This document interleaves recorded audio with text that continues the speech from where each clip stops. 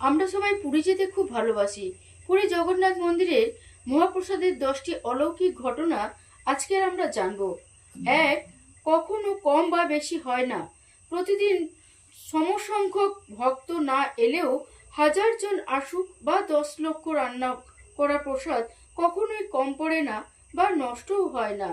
দুই, মাটির পাত্রের রহস্য। 7টি মাটির পাত্রের ওপর একটির ওপর আরেকটি সাজিয়ে রাখা হয়। আশ্চর্যের বিষয় হলো সবচেয়ে উপরের পাত্রের রান্না সবার আগে হয় এবং নিচের পাত্রের রান্না সবার শেষে। 3, বিমলা দেবীর ভোগ। জগন্নাথ দেবের ভোগের পর সেই প্রসাদ মন্দিরের ভেতরে বিমলা দেবীর মন্দিরে নিবেদন করা হয়। এরপরই তা মহাপ্রসাদ নামে পরিচিত হয়। 4, বিশ্বের বৃহত্তম রান্নাঘর। এই মন্দিরের রান্নাঘর বিশ্বের বৃহত্তম, যেখানে একসঙ্গে কয়েক হাজার মাটির পাত্রে প্রতিদিন ভোগ তৈরি হয়। 5, বাতাসের বিপরীত দিকে পতাকা।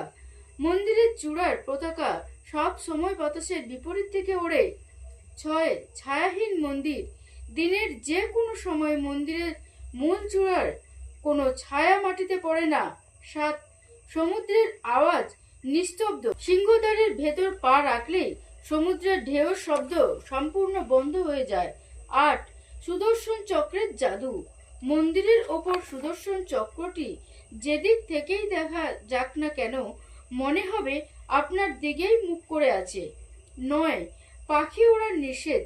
মন্দিরের ওপর দিয়ে কোনো পাখি বা উড়োজাহাজ ওড়ে না। 10, কাঠের মূর্তি। জগন্নাথ, বলভদ্র ও সুভদ্রার মূর্তি পাথরের নয়, নিম কাঠ দিয়ে তৈরি এবং প্রতি 12 বা 19 বছর অন্তর নতুন মূর্তি তৈরি হয়।